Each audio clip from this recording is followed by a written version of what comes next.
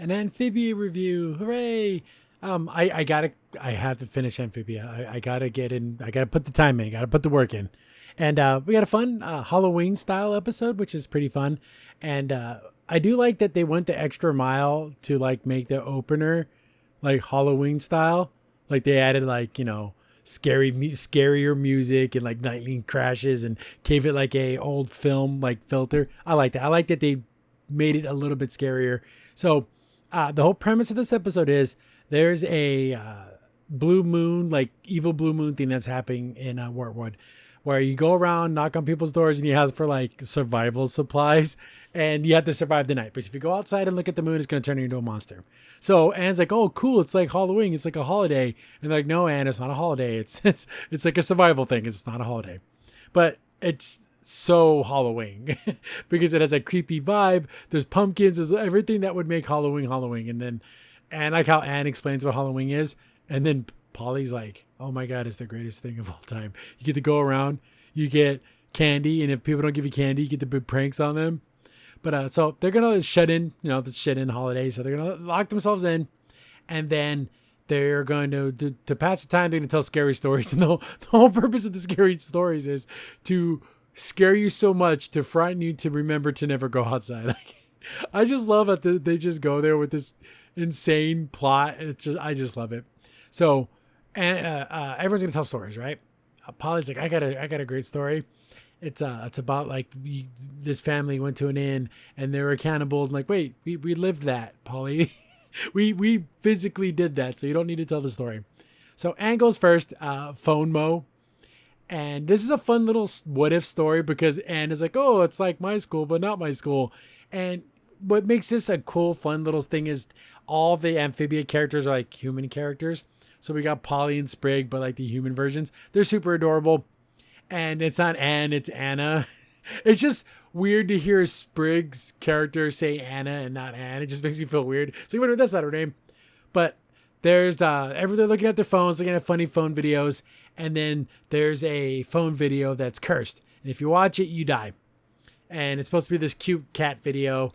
And Sprig and Twig, again, they have like names that aren't their names. So Twig and Anna are like, oh, they're not going to watch the video, even though Anna really wants to.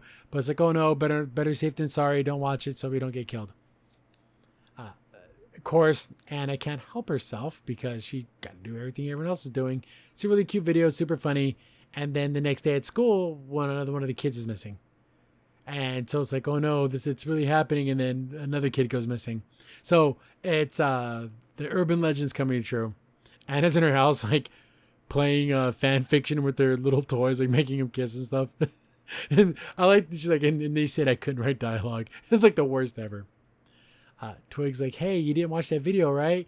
Oh, she's like, maybe I did. He's like, oh no, you're gonna be the next one to disappear because I guess it's very the obvious parody is The Ring, right? So she's gonna get the video comes on. And it is actually kind of scary. This monster is a pretty scary looking monster. Comes out of the phone and it's in a pretty scary like scenario. It comes out of the phone and it just looks like kind of like a then the cutesy version of itself, but then it starts to transform into this freak of a thing. This show has great character and monster designs. Like this is generally a scary thing. This was in your room looking at you just like this, you'd be freaked out. But I guess you heard it by giving it negative comments and like leaving down votes and stuff, and that's like how she like beats it. It's so stupid. Then after she beats it, it like barfs up all this like boba. It's like super gross. But everyone was saved, and there was like a kid who's been like in there for 30 years. They get out and they're like, "Oh guys, we're gonna go do something else." Some other like little kid thing that they're gonna go do. They run out of there, but those little boba things hatched a bunch of little versions of this monster, and that was her story. Actually, a pretty fun story. Generally creepy and scary looking monster. It was great. Next story is gonna be Polly again. She's talking about these evil spores that took over people, and they're like, "Wait a minute, we did that too." Like, so all of her stories are just other episodes. So she's like, okay, I'm still thinking someone else go. So we got Hot Pop's story, and he has like this amazing freaking pompadour haircut.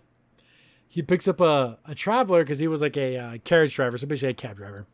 This guy, Anyone seen Needful Things? That's what this guy is. 100% this guy. He's like, hey, just drive me around to these houses. I'll pay you. Don't ask any questions. And just, let's get going.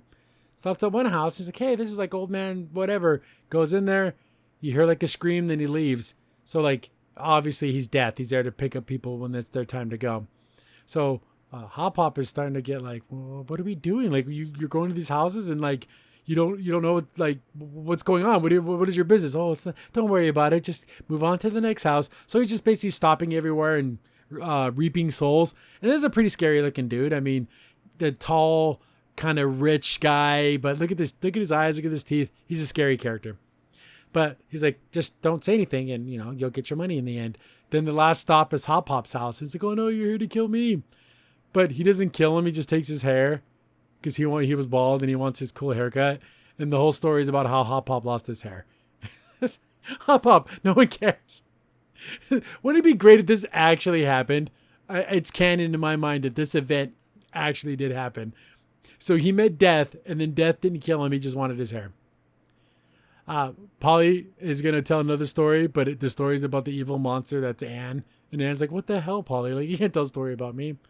We get to Sprig's story, and he's playing. He's like, oh, this happened to me last week. They're playing in the park. They're playing like this little basketball game. She loses her little hat, and she has big poofy hair, and she's kind of embarrassed by it. So that's why she's always wearing her little cap. I do like how they tease each other and how she teases him. It is, I don't know what it is. I recognize that this isn't a nice thing to do to somebody you like. But when a girl teases a boy, I'm just okay with it. And that's wrong. But I don't care. Look at all these animes where like the girl teases the guy. It's just for some reason, I'm okay with it. Even though I know in my mind that it's not okay to be like this. But I just love it. So she's constantly just kind of dogging on Sprig. And it's just funny. The ball went through someone's window. And I guess there was this, the seamstress was this monster that lives in the woods. So they're looking for their ball. And Sprig is freaked out. They find a bunch of frog skins. Then that's gross. Like, look at that. That is gross. Okay, let's get the hell out of here. Door opens, and to this thing. Generally creepy. That is scary looking. Like, if you saw this, like, it had real frog skin, and it was a real life thing, this would be absolutely terrifying. And then it's made up of a bunch of frog faces. Like, you can see that it has, like, multiple faces, like a leather face situation where he's sewing together skins. Creepy. Ivy's trying to fight it. Like, good on you, Ivy, for like attempting to fight this thing. But you find out that it's like a clear toad, so you can like see all their organs and stuff. And she's just embarrassed, so she collects these like leftover skins to like cover themselves up. And I thought it was funny because she's like, oh, she's just uncomfortable in her own skin. And Ivy relates because how she feels about her hair. Then they just kind of beat her up and run out of there. And then this is the wildest thing. Like, I couldn't believe this actually happened. Sprig's like, I know what to do. He's like, throws a lantern down, burns this lady's house to the ground. And they just run out of there. And that's the end of the story. And then Anne's like, so you burned her house down? Like, is she still alive? Like, do you even know? Like, I don't know. they didn't check. That is so wild. I love this show so much. It's so ridiculous. I just love it. Then it's like, oh, geez. Then there's a knock at the door, and then it's the seamstress's face, and it's like, oh, you're freaking out, but it was just Ivy just pretending to be there. And so that was the whole fake out. And like, okay, that was good. You got the whole family on that one, Sprig. That was great. But the door's open. Like, hey guys, shut the door. We can't look at the moon. It's gonna turn into a monster. Polly left a note saying, I need to look at the moon and figure out this monster thing so I have a fun story to tell. Like, no, Polly, she's transforming. And like, she gets all like, mwah, and then nothing happens. She's like, oh, I guess there is no evil moon. It doesn't do anything to you. Family goes home. She turns into this like pollywog werewolf thing. Another fun design. Like, this would be a bad guy I would see like in like, I don't know, like Donkey Kong or something. But like, she goes, no, hey guys, check out what happened. They start screaming. End of the episode. And look at this ending card. They're just like skeleton people. I love it. It's, I love when a show goes the extra mile for like the holiday episode, and this is a Halloween episode. Super fun, great monster designs. Look at these guys at the end. This is a good trio of monsters. Like, you could build a little creepy pasta just off of these 3 characters. Super cool looking. I liked it. Trucking along. Got to knock out these amphibias. I say this all the time, and I know I am awful. I'm an awful person. Once a week, at the very least, I'm going to try to pump out a couple this week, catch up, finish it up, tying up loose ends, getting rid of all my back catalog of old reviews, start doing some new stuff. But yeah, super fun. Thanks for sticking around. I know Amphibia is an old show, but I haven't finished it, and it's a lot of fun for me. So comment, share, do all that fun stuff, and I'll catch you on the next one. Crimson's in here. Thanks for watching the video. Remember, liking, subscribing, sharing, and commenting on the video really helps out a lot. It gets the video spread around more people get to see the videos, and we get to make more videos for you guys.